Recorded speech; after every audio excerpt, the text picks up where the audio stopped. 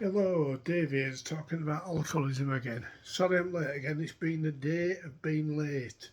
So various things going on, things we've had to deal with, and then once again I apologise. Yeah, what I'd like to touch on, and don't mind them crosses behind me, they're what my partner likes. I like them as well, but there's a lot of them, I'm no religious nut.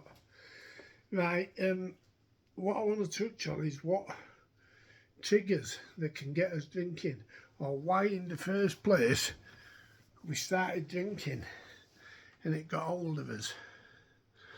You know, I'll just talk about myself here briefly. I mean, I started drinking seriously every day from about 11 or 12 years old. And when I look back on it, the thing that triggered me, the thing that got me drinking, was I was in a lot of pain mentally. You know, if you've had any mental abuse or physical abuse, you know, it can set you off. Because to me, when I first tasted alcohol, when I tasted it properly, seriously, about 11, 12 years old, it was like the missing piece in the jigsaw puzzle of my life. I didn't feel unconfident. I started to feel confident. I wasn't on the outside looking in. I was right in the centre, you know, the life and soul of the party, just with a group of friends or even in my own family. You know, nothing was too much pain for me. Nothing what had happened to me when I was younger that had set me off drinking. But I know some people don't start drinking while they're in their 20s, 30s. I know a nun, a Catholic nun, Mary. She didn't start drinking until she was 50 years old. And it was her job to go get the wine bottles for the religious purposes. Whatever they do, I don't know. But she used to go down and get them. And this is when she was working in Africa. She used to walk down this long road to go get these bottles of wine, what they need for anything to do with church, any praying, or have a glass of, the view it as a glass of blood or whatever, don't they? Something like that. She said she used to walk back, she says, and she got taste of it. She says, and she said she'd go down for about 12 bottles. She says, next thing you know, she was waking up laid in ditch with only about 7 bottles left. She'd sat down and drunk a load of bottles. And that's how she got started, and she was alcoholic. So it can affect you at any age. I know that's probably a lot boring to you, but things that can trigger it off, it can be anything. It can be losing your job. You know, it can feel like in the relationship breakups. I don't handle relationship breakups very well. I don't. I have drunk on it before when I've been sober. It triggered me. It's like my medicine. Anything goes wrong in my head that I can't handle or don't want to handle or don't know how to handle, my medicine is alcohol. I will get it. It's like a gentle soothing. It just soothes away. And then all of a sudden I start thinking level-headed once I've got a bit of drink inside me. But it doesn't stop there. It'd be fine if I just had 2 or 3 glasses or a quarter bottle of spirits. But no, I have to go full hog and just make, like say if it is a relationship breakup,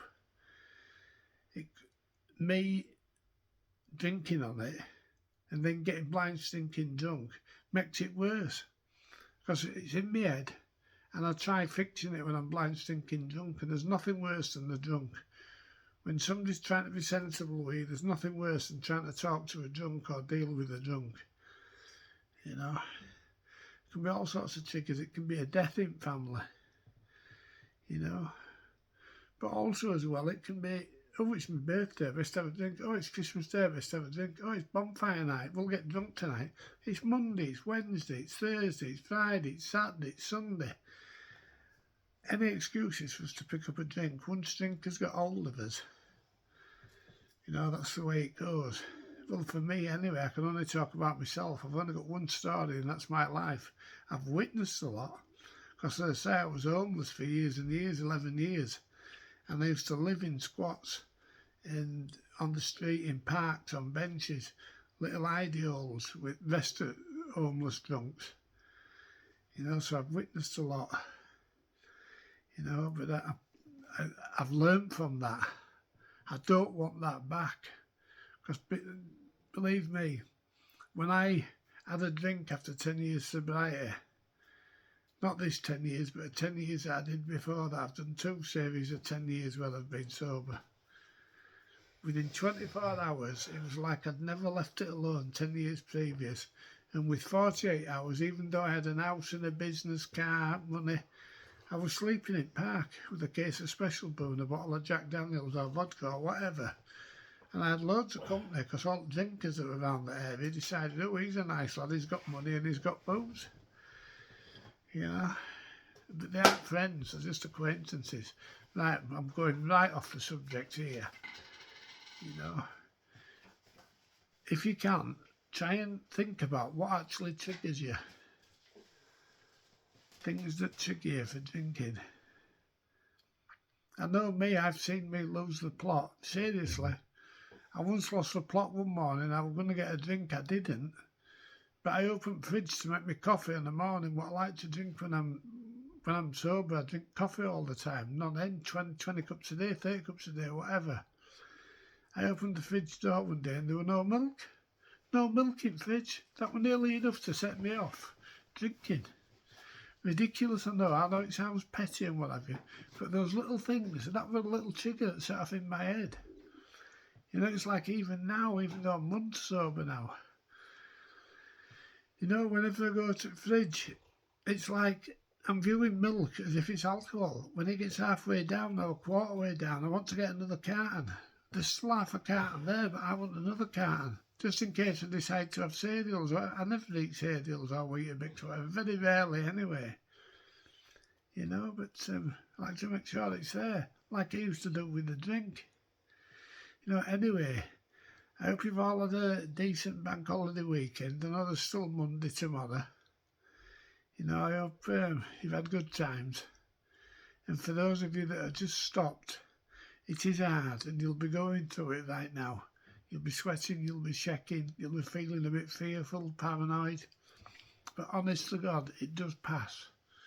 It does pass. It will stop hassling you and leave you. You know, seriously, it will. Just don't give in. You know, fight it. Fight the fear. Fear, F-E-A-R. F everything and run. Or the correct way to do it is face everything and recover. Fear, F-E-A-R. You know, and I choose to face everything and recover. It's not easy. Life isn't easy. Life is a learning game. You have good days, you have periods that are good, and you have periods that are blooming awful. You know, but we've got to ride them. It's a learning game, as I say. And it might be something the first time you've ever experienced that or had to go through that. Don't know what it is. It could be a ridiculous bill that comes through the door when you know it's paid that can set you off. You know, it can be anything. Absolutely anything. Because the alcoholism in our brain, in our mind, will find the perfect little thing to get on of you and get you to drink again. You know? I would expect, oh, so-and-so were going to ring me today. They haven't rung. Oh, stuff them. Wouldn't have a drink. They want a friend anyway. You just have a little episode with yourself. I've done it over numerous things over years. You know, it's ridiculous. It's very childish. It's very immature. But as like I was saying yesterday, when you stop drinking, you're left at the age from when you started drinking. I started drinking at 11, 12 years old. So mentally, when I stopped drinking, my head is around that 11, 12 year old. But you do gain 4 years for every year of sobriety you have. And I'm 16, 17 months. So I'm about 17, 18 now, if you look at it that way. And that's what top psychiatrists and top psychologists have worked out. You gain 4 years normality from 1 year of sobriety. Right, I'm going to shut up. I hope you're all okay. Sorry it's been a bit hit and miss today with me not being on time and what have you. I'll try and be there tomorrow about 7:30. Anyway, good night folks, bye.